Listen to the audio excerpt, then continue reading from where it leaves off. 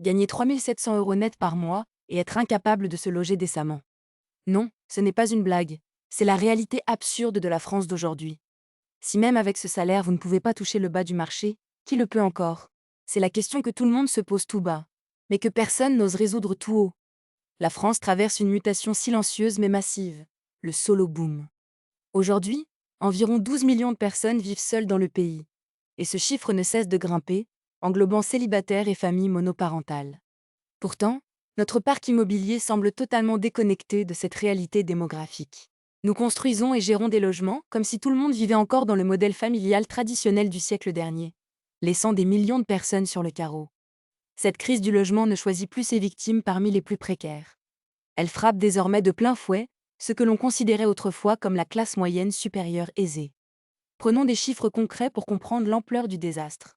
À Paris, un salaire de 3 800 € net vous permet théoriquement de cibler un appartement de 40 mètres carrés pour un loyer de 1 400 €. Mais qu'obtenez-vous réellement pour ce prix astronomique? Des biens souvent mal isolés, non rénovés, de véritables passoires thermiques. Le tout au milieu d'une concurrence absolument féroce, où des dizaines de dossiers s'empilent sur le bureau des propriétaires. Cette crise frappe de plein fouet les ménages solos, qui ne bénéficient pas de la mutualisation des coûts d'un couple. Les statistiques parlent d'elles-mêmes. Seuls 33% des célibataires parviennent à devenir propriétaires de leur logement. Pour les autres, c'est la case location obligatoire, souvent dans le secteur privé où ils représentent 42% des locataires. Ils se retrouvent ainsi piégés dans un cercle vicieux où ils paient des loyers élevés sans jamais pouvoir capitaliser. Le parcours du combattant pour obtenir un simple toit devient une norme humiliante, même pour ceux qui affichent des fiches de paie enviables. Le véritable scandale de cette situation, ce n'est pas un manque de volonté ou d'épargne individuelle. C'est une défaillance systémique.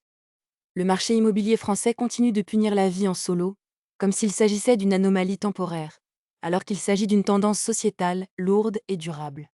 Nous avons un système financier et immobilier conçu pour des couples à double revenu, qui refusent de s'adapter à 12 millions de citoyens qui vivent et consomment différemment.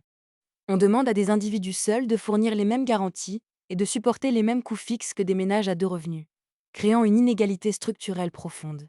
Si cette situation vous révolte ou si vous la vivez au quotidien, partagez votre expérience dans les commentaires. Abonnez-vous et activez la cloche pour ne pas manquer notre prochaine enquête sur les absurdités de notre système économique. Ensemble, continuons à décrypter le monde tel qu'il est et non tel qu'on veut nous le faire croire.